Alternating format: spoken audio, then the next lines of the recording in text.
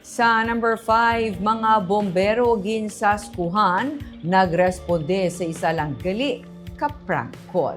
Madasig nga nagresponde ang mga bombero gikan sa Amity Volunteer Fire Brigade kag Bacolod City Fire Station sa reported residential fire sa Villa Angela Subdivision, Barangay Villamonte sa Bacolod City, mga alas 8:40 sang gabi Lunes, Hunyo 8.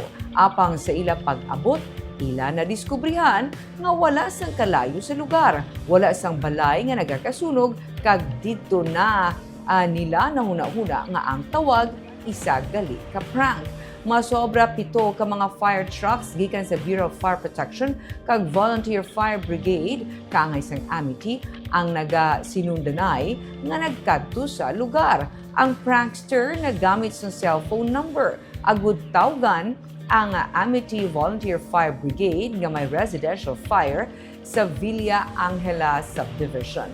Magluwas nga nakibot ang mga pumuluyo sa pag-inuwang sa mga fire trucks, nakibot man ang mga firefighters bangod sa address nga ginhambal sa nagtawag.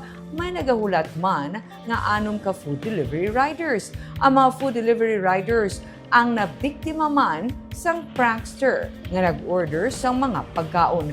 Pareho ang address apang mula sang tao nga nagasabat sa ila tawag o kung nagabaton sang food delivery. Bangod sa insidente, nagahinyo si Bacolod City Fire Marshal Superintendent Jenny May Masip sa publiko nga insaktuho ng paggamit sang emergency communication channels kag nagapaandam nga ang hungod nga paghimo sang false reports ang isa ka serious offense kag sarang makasuhan.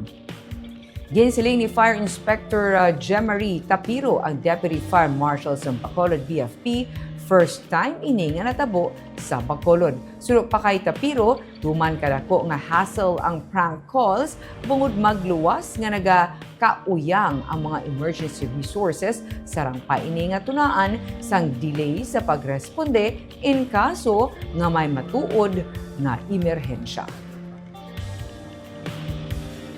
We are reminding the public na huwag mag-prank call sa amin. We take seriously ang bawat report sa amin sa BSP, ma'am. We should avoid na doing prank calls since di lang resources yung nasasayang na, but also effort at saka oras ng mga nagre-responde doon, ma'am. Just like the incident natin kagabi, ma'am, na residential yung report sa amin. That's why all units namin is andun na sa area, but it turned out na prank call lang pala. Continuous reminders lang natin sa public na ang i-report lang nila is yung mga serious incidents lang o mga real-time incident lang. May another incident na nangyari during that prank call. It would take another or longer time para mag-responde yung mga fire truck namin since nandun yung mga fire truck natin dun sa prank call na incident.